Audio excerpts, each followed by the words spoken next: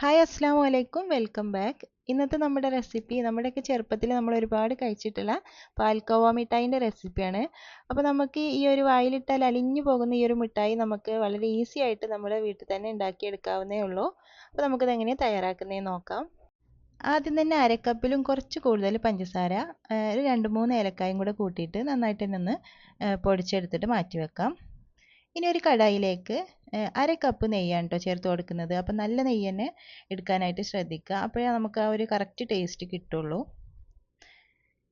ഇനി ഇതിലേക്ക് 1 കപ്പ് മൈദയും കൂടെ ചേർത്ത് കൊടുത്തിട്ട് നന്നായിട്ട് തന്നെ നമുക്കൊന്ന് റോസ്റ്റ് ചെയ്തിട്ട് എടുക്കാം.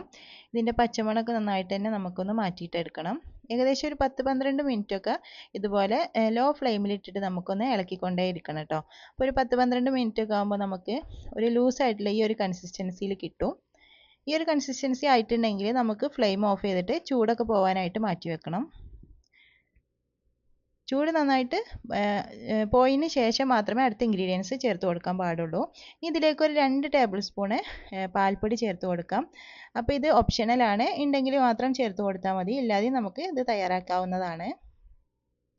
ഇനി ഇതിലേക്ക് നമ്മൾ പൊടിച്ച് മാറ്റി വെച്ചിട്ടുള്ള പഞ്ചസാര ചേർത്ത് കൊടുക്കാം. അപ്പോൾ നമ്മൾ ചേർത്ത് കൊടുക്കുമ്പോൾ കുറച്ചായിട്ട് ഇട്ടിട്ട് ചേർത്ത് കൊടുക്കണം. ഇതുപോലെ ബാച്ചായിട്ട് ഇട്ടിട്ട് നന്നായിട്ട് തന്നെ ഒന്ന് മിക്സ് ആക്കിയിട്ട് എടുക്കുക.